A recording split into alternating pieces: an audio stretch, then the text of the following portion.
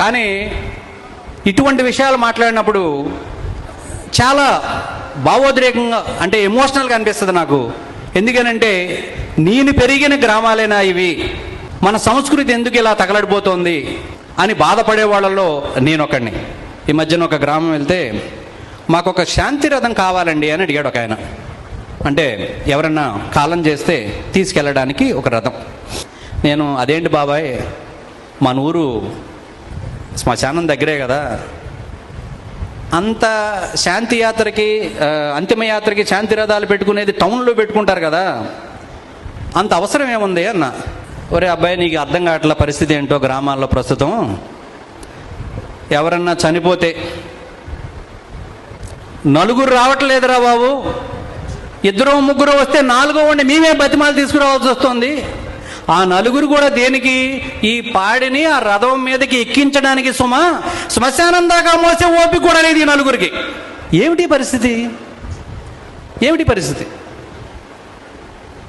ముఖ్యంగా ఇది హిందువులలో మాత్రమే, నేను అంటున్నానని కాదు, మీ గ్రామాల్లో చూడండి, ఇది హిందువుల్లో మాత్రమే జరుగుతుంది. ఇది ఆయన ఇంట్లో ఏదో పెళ్ళయిందట, అందుకు రాకూడదు. ఈయన ఇల్లు కట్టుకోవడానికి శంకుస్థాపన చేశాడట, రాకూడదు. ఎవడండి చెప్పింది ఇవి? ఎవరండి? ఎన్ని ఎక్కడి నుంచి వచ్చినాయి? సాటివాడికి అవసరం వచ్చినప్పుడు నిలబడలేని నీ మానవత్వం దేనికి అని అడుగుతున్నా నేను. మన గ్రామాల్లో ఈ తీరు మారాలి.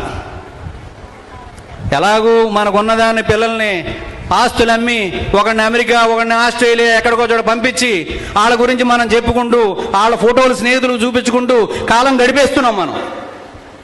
కనీసం మనమన్నా మన సాటివాడికి అవసరం వచ్చినప్పుడు ఒక అరగంట సమయం కేటాయించండి. మీరు శంకుస్థాపన చేసినా పర్వాలా, ఇంట్లో పెళ్లి చేసినా పర్వాలా, భగవంతుడు మిమ్మల్ని దీవిస్తాడు కానీ శపించడు. ఇటువంటి కార్యక్రమాల్లో మనం పాల్గొంటే